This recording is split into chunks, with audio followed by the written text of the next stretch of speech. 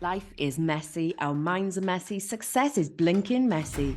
Join me, Charlotte Hopkins, on the Gloriously Messy Me podcast, where I'm opening up hearts, minds, and souls to navigate life's unique messiness.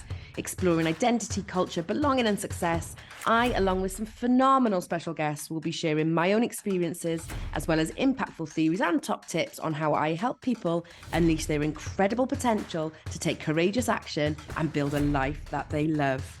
Okay, let's get on to today's episode. Hello. So, welcome back to the Gloriously Messy Me podcast with me, Charlotte Hopkins. I cannot tell you how excited I am to be talking about this topic today.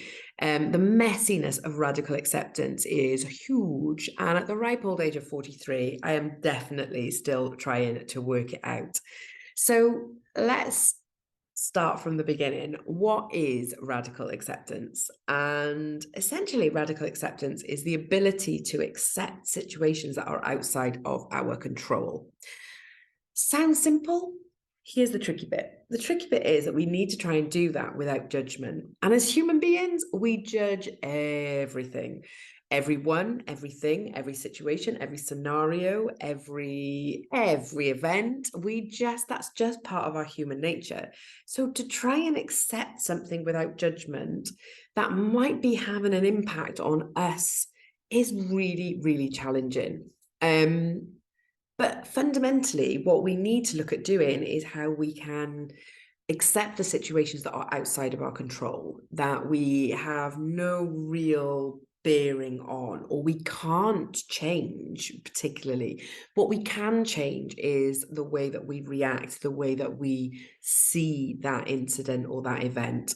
So I want to just start by sharing a bit of a personal story. And this is just a really straightforward example. I was driving into work couple of days ago, and I literally live about, it's not even a 10-minute drive. It's a 10-minute drive because there's quite a couple of schools that happen to be on my way into the home to the office.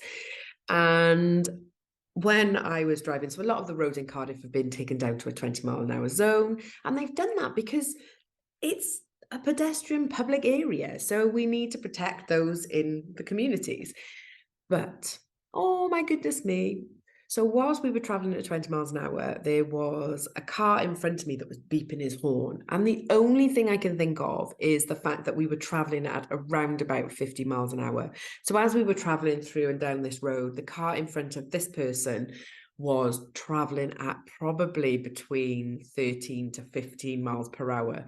So not only were we used to driving at 30 miles an hour, we're now traveling at half of that. And I could see this person becoming more and more irate.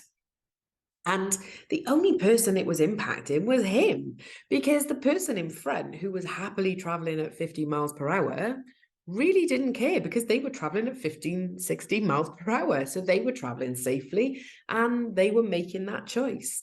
So one of the things that I find really amusing with how we try and challenge radical acceptance is that when we're in the moment, we react with our emotions.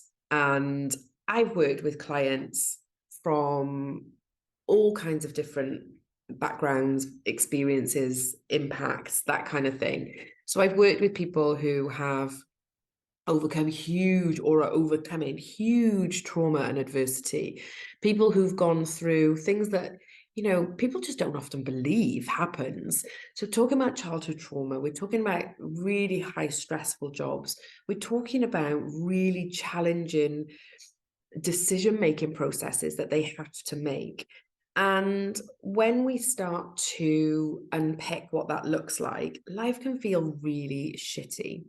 And lots of people I've worked with will say statements like, this is not fair, it's not the way it should be. There's this kind of nagging that there's like this doubt that change is going to happen. And what happens is, when we feel like there's no hope, often we start to see behaviors and coping mechanisms come into place that maybe might not be as helpful or healthy as we want them to be. So for example, we see this blame. So that could be this self-blame. It's always me. I always do things wrong. I never get things right.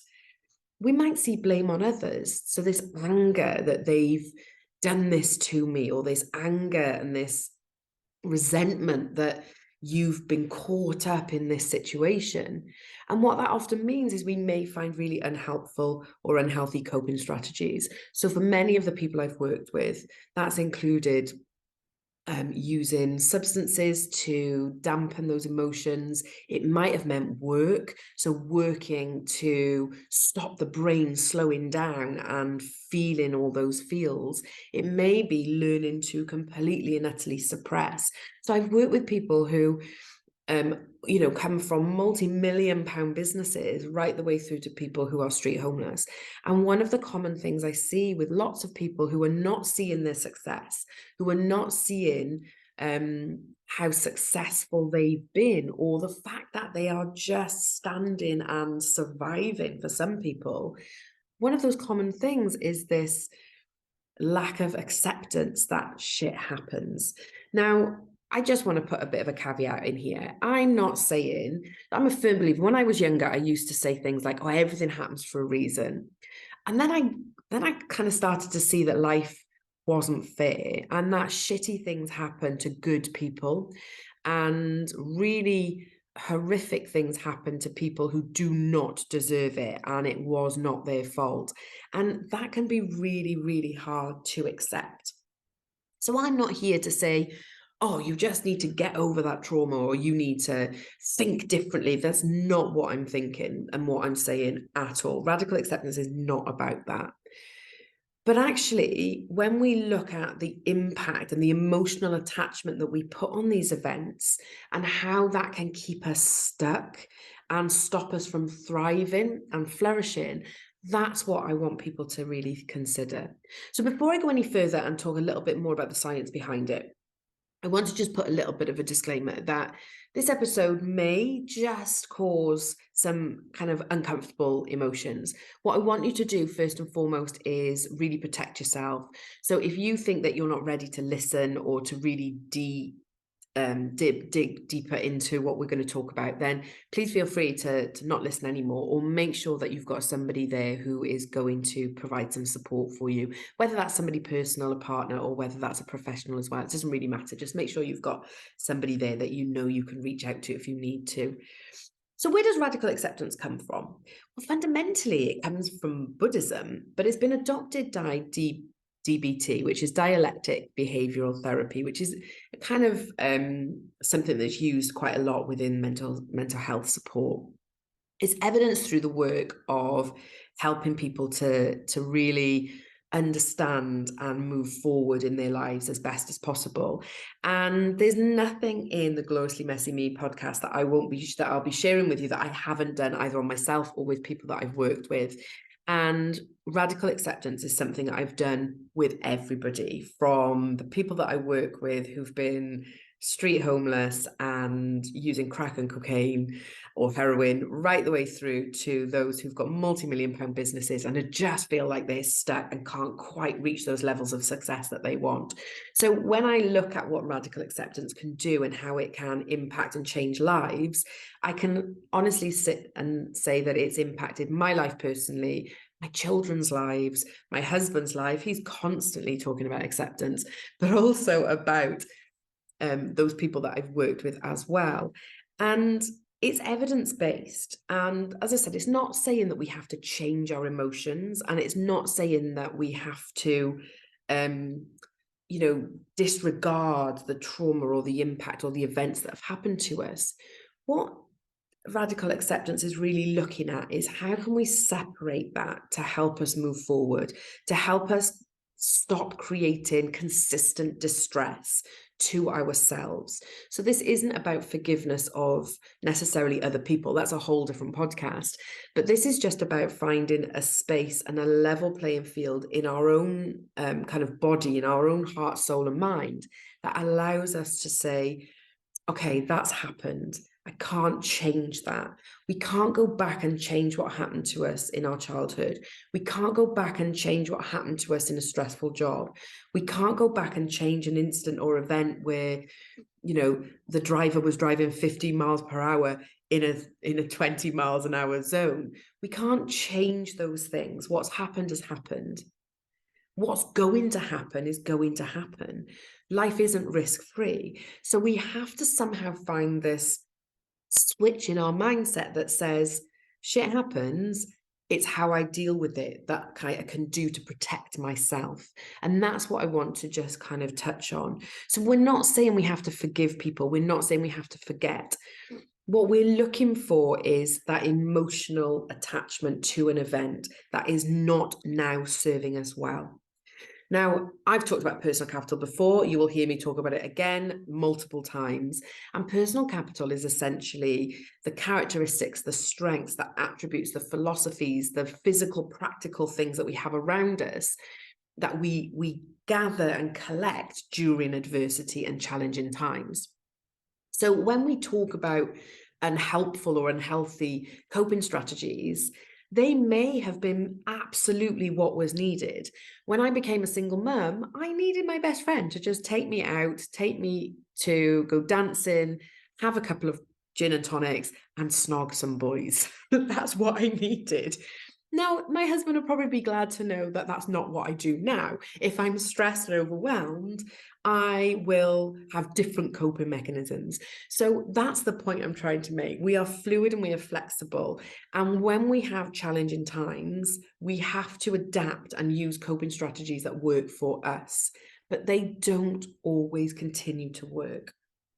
And when we can remove that emotional attachment, we're really able to help ourselves in a much more healthy way. Okay, so how do we do it then? There's 3 steps I want you to think about. So if you find yourself stuck, whether that's you're struggling to, make a career change and go for interviews, whether it's you're frustrated at the success you're seeing around you from maybe other business owners who are making more money yet know that they have far less skills than you, or maybe it's a bitterness that you have towards somebody who is constantly driving up the career ladder and taking all your ideas, whatever it is that you're struggling with, I want you to really notice that emotional attachment and why and how that's keeping you stuck. So if you're constantly saying, life's not fair, this is ridiculous, they shouldn't be doing that, I don't believe in this, I'm not going to do this, and you can feel those emotions really heavy on your soul, then I want you to just at this point reflect back and go, oh yeah, I can feel that, and this is not how I want to feel. So we're looking at those connections between the event, the emotion that we're holding with that event, and how that may be stopping us from moving forward. What I then want you to think about is any of those unhelpful thoughts. So my suggestion is just to think of one thing at this point. So one thing that might be keeping you stuck. So let's take my fellow road rage person the other day. What they would be looking at is, okay, so I was really angry at how slow this driver was traveling. So the emotion is anger and frustration. And at that point, they probably have no idea what led to those thoughts. What that person would then do is reflect back and go, okay, well, why was I that angry? Because logically, there's probably no logical reason to be angry at the fact that somebody's driving a little bit slower. The rationale behind being angry and beeping at somebody has no purpose whatsoever. If that person had been able to accept that this person in front just chooses to drive slower, they would have just gone, okay, well, I'm going to be maybe 2 minutes later to my journey than I want to be. 2 minutes in the grand scheme of things is not a big deal. So first off, notice those emotional attachments. Second, try and identify what those unhelpful thoughts that are linking to them. And then 3, what you're then looking to do is accept that reality for what it is and not allowing these emotions and these thoughts to become so intrusive that you're caught up in that situation or event. And having worked with people who have had, lots going on in their lives, and the fact that that's kept them stuck for 20, 30 plus years, then there's definitely something that we need to be doing that can help that change. And like I say, it's not about forgiveness. It's just about understanding that happened in the past, but I can no longer allow that to impact my present and my future. So first off, notice that emotional attachment that's keeping you stuck.